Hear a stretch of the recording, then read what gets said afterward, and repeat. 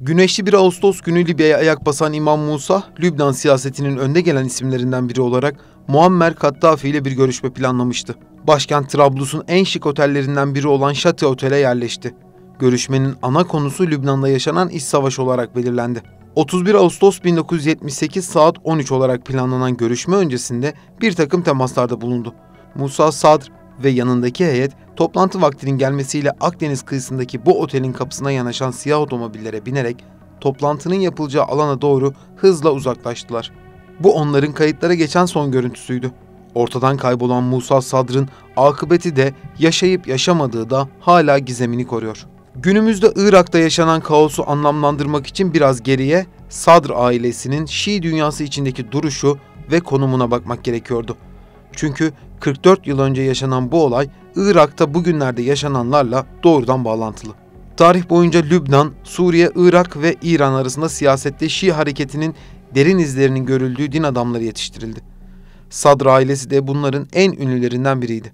Irak iç siyasetinin en sarsıntılı yıllarına tanıklık eden aile, Osmanlı'nın yıkılışından Irak Haşimi Krallığı'na, krallığın yıkılışından askeri darbelere ve Saddam Hüseyin rejiminin varlığına kadar birçok siyasi çalkantıya bizzat şahitlik etti.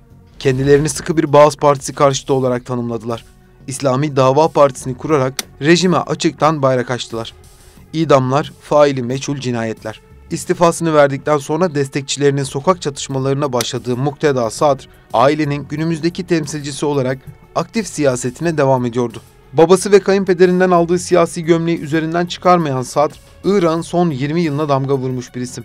Irak'ın fırtınalı yıllarına denk gelen bu süre zarfında 9 defa siyasetten çekilse de her defasında geri dönmüştü. Yıllardır büyük çekişmelere sahne olan geçmişin barış şehri Irak, son yaşanan olayların gölgesinde yine dünya gündemindeydi. Yakından bakalım. Irak'ın 3'e bölüneceğinin iddia edilmesi gözlerin bu topraklara çevrilmesine neden oldu. Mukteda Es-Sadr yanlıları İran destekli bir hükümet istemediği için parlamento binasını bastı. Yabancı misyonlarının bulunduğu yeşil bölgeye girdikten sonra olaylar sokağa taştı. Burada araya gireyim, yeşil bölge hakkında birkaç bilgi vereyim. Irak'ın başkenti Bağdat'ta hükümet binalarıyla yabancı misyon temsilciliklerinin bulunduğu korunaklı alana yeşil bölge deniyor. Bağdat'ın kalbi olarak tanımlanan alan yaklaşık 10 kilometre kare. Çevresindeki yüksek beton duvarlar 16 yılın ardından 2019'da kaldırılarak trafiğe açılmıştı. 2003 ABD işgali sonrası çevresinde çok sayıda hurma ağacı ve yeşillik alan olması nedeniyle bu isimle anılmaya başlandı. Şimdi devam edelim. Bugünü değerlendirmek için biraz geriye olayların fitilinin ateşlendiği 10 Ekim 2021'e gidelim. Sandığa giden Iraklıların seçimi Mukteda Sadr olmuştu. Barzani ve Sunni gruplarla oluşturduğu koalisyona rağmen hükümeti kuramadı ve beklenen oldu. Mukteda Sadr istifa etti. Eski Başbakan Nuri el-Maliki, Muhammed Şia es-Sudani'yi başbakan adayı olarak açıkladı. Sudani'nin İran destekli olduğu öne sürüldü. Sadr, Sudani'yi yolsuzluk yapan ikinci Maliki olarak gösteriyor. İran destekli grupların açıklamaya destek vermesiyle iyice alevlenen olaylar parlamento basma noktasına kadar geldi. 30'dan fazla kişinin hayatını kaybettiği olaylardan önce Bağdat'ta haftalardır oturma eylemi düzenleniyordu. Irak bugüne kadar birçok acıya sahne oldu fakat son yaşananlar biraz farklı. Mezhepsel çatışmalarla gündeme gelen Irak'ta son olaylar Şii kökenliler üzerinden yaşanıyor. Tek bir mezhep üzerinden yaşanan siyasi rekabetin bir sonucu da diyebiliriz. Hatta olayların önümüzdeki günlerde daha da artacağı, bunun bir iç savaşa dönüşeceğini savunanlar da var. 11 aydır hükümetin kurulamaması üzerine Sadr bloğundan 73 milletvekili topluca istifa etmişti. Bu da hali hazırda varlığını koruyan siyasi krizin daha da derinleşmesine neden oldu.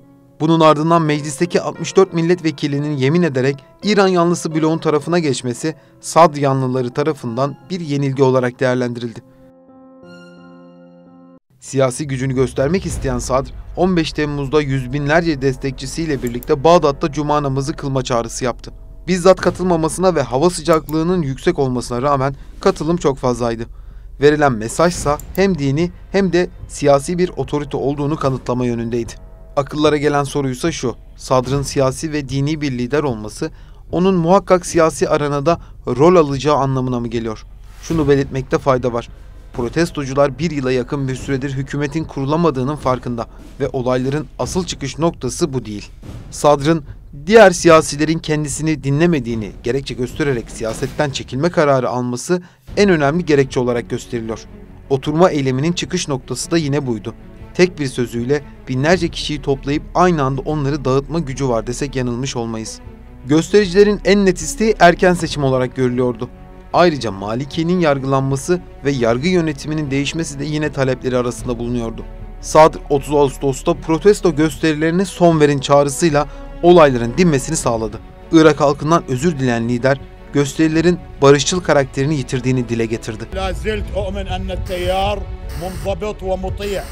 ولذلك خلال 60 دقيقة إذا لم ينسحب حتى من الاعتصام أمام البرلمان فأنا أبرح حتى من التيار. Sürecin bu şekilde sonuçlanmasının belli başlı gerekçeleri var. Eylemcilerin ellerinde roket güdümlü el bombaları ve ağır silahlar olması, Sadr'ın gücünü gösterse de yaşanan ölüm ve yaralanmaların belli başlı sonuçları olacağı açıktı. Ayrıca Yeşil Bölge'de olan farklı devlet temsilciliklerinin de siyasi bir baskı kurması tahmin ediliyordu. Hollanda Büyükelçiliği çalışanlarının Almanya'nın diplomatik temsilciliğine taşınması buna güzel bir örnek. 2003'ten bu yana siyasi krizin yaşandığı topraklarda bir de yaptırım kararı alınması bambaşka senaryoların yaşanmasına neden olabilir.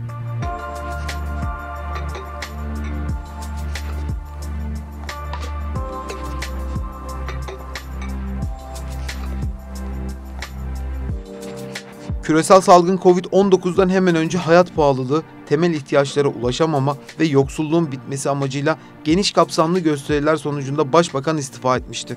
Aradan geçen sürede kurulan hükümetler de yapılan seçimler de Irak'ın yaralarını sarmadı ve ülkede istikrarın yakalanmasını sağlayamadı. Protestoların son bulmasından sonra Irak Cumhurbaşkanı Berham Salih erken seçim için yeşil ışık yaktı. Krizden çıkışın seçimle olacağını, siyasi ve sosyal istikrarın sağlanmasının hedeflendiğini açıkladı. Bu açıklamadan sonra erken seçimin neredeyse kesin olduğu artık bir gerçek. Fakat son seçimde olduğu gibi hükümetin kurulamama ihtimali yine kuvvetli bir seçenek. Sadr'ın siyasetten çekildiğim açıklamasına bu sefer kesin gözüyle bakılsa da etki alanı düşünüldüğünde gelen baskılar sonucu nasıl bir yol izleyeceği merak edilen konuların başında geliyor. Bölgedeki siyasi istikrarsızlığın ana nedenlerinden biri seçim sonuçlarına saygı duyulmaması olarak gösteriliyor. Federal mahkeme aracılığıyla engellerin çıkarıldığı ve inisiyatif alınmadığı yönünde fikirler de mevcut. Şii kimliğiyle öne çıkan Sadr, milliyetçi, İran ve ABD başta olmak üzere yabancı ülkelerin etkisini kabul etmeyen bir siyasi görüşü benimsiyor. Amerika Birleşik Devletleri'nin 2003'te Irak'ı işgal etmesinde de ABD ordusuna karşı savaşan silahlı güçlerin liderliğini yapıyordu. Saddam Hüseyin'in devrilmesinden sonra Irak siyasetinde etkisinin hızla arttığı da görülüyor. Çünkü Saddam Hüseyin döneminde ev hapsinde tutuluyordu. Babası gibi yetkin biri olmadığı düşünülen lider, ABD'ye karşı güçlü bir hareket başlatmasıyla öne çıktı. 2009'dan bu yana her seçimde parlamentoya milletvekili sokmayı başarmış bir siyasi hareket olarak yapacağı siyasi hamleler Irak özelindeki en merak edilen konulardan bir diğeri. Babası ve kayınpederi Saddam Hüseyin döneminde idam edilen Sadr, onlardan devraldığı siyasi gömleği şu an için çıkarmış görünse de 9. defa siyaseti bırakan bir liderin geri dönme olasılığının her zaman olabileceğini bilmekte fayda var. Refah ve huzur için çıkılan her yolda büyük can kayıplarının yaşandığı Irak'ta siyasi istikrarsızlık bunun önündeki en büyük neden olarak görülüyor. Tüm bu siyasi hesaplaşmaların gölgesinde Irak'ın daha derin ve karanlık bir tünele girme olasılığı her geçen gün artıyor. Güneşli bir Ağustos günü Libya'ya ayak basan İmam Musa, Lübnan siyasetinin önde gelen isimlerinden biri olarak Muammer Kaddafi ile bir görüşme planlamıştı. Başkent Trablus'un en şık otellerinden biri olan Şati Otel'e yerleşti. Görüşmenin ana konusu Lübnan'da yaşanan iç savaş olarak belirlendi.